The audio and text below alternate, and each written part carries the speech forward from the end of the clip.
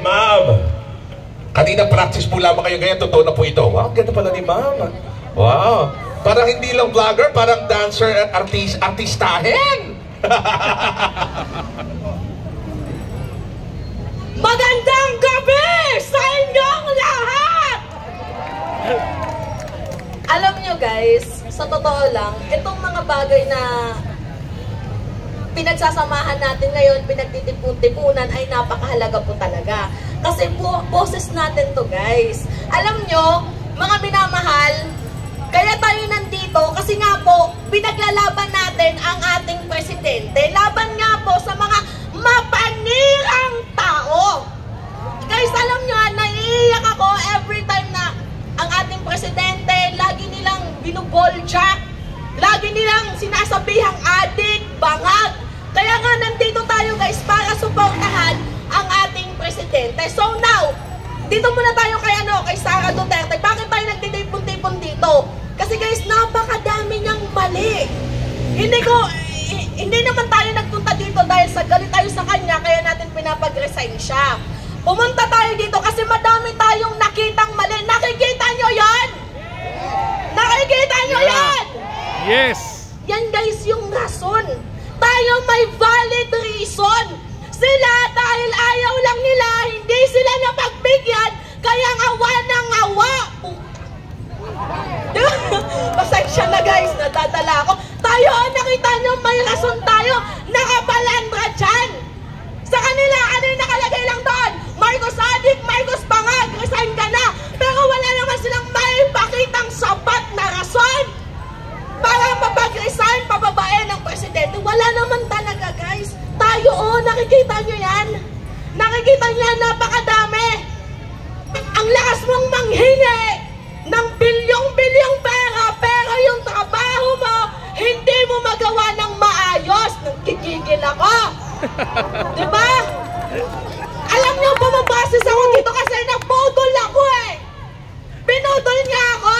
Sinuportahan ko siya, MVP natin, suportahan natin kahit napakadaming mga batiko sa kanya ng allegedly, mamamatay tao daw sila. Well, belong naman sila sa mga iniimbestigahan ng ICC ngayon, di ba?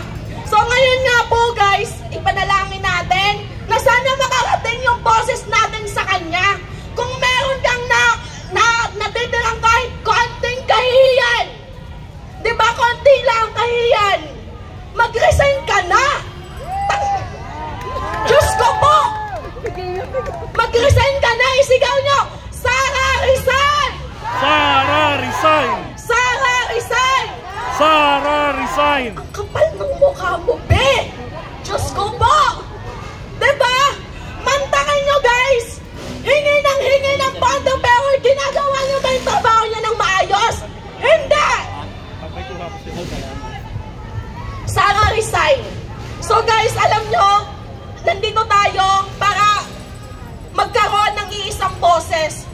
And aminado naman tayo dito guys na oo, madaming mambabash sa atin, na nilangaw daw tayo, mga ganyan-ganyan. Kasi hindi naman tayo bayad. Diba? Ano yung sabi ni Takero? Ano yung sabi niya? Malaki yung ginagasto sa rally na ganito. Tapos sa kanila may hakot. Eh tayo, legit na supporters lang. Legit na nagmamahal sa presidente. Legit at tunay. Yun tayo eh. Diba?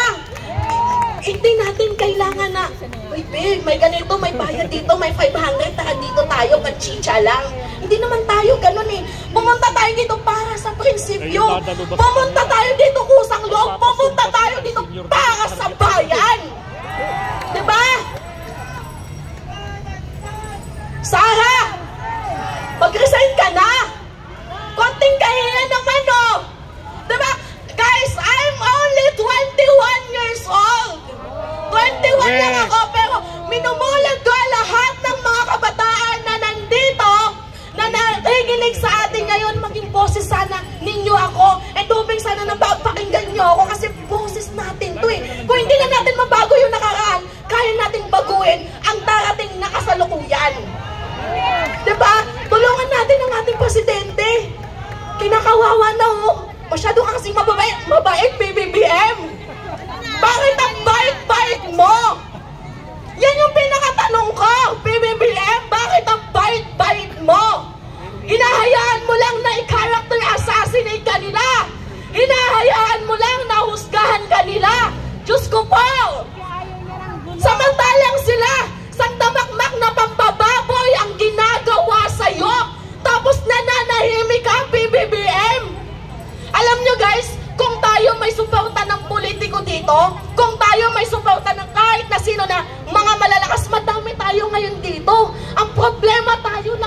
nag-organize? Nasaan si Mami Peng?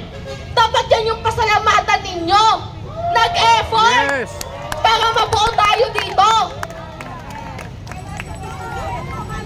So, yun lang guys. Maraming salamat.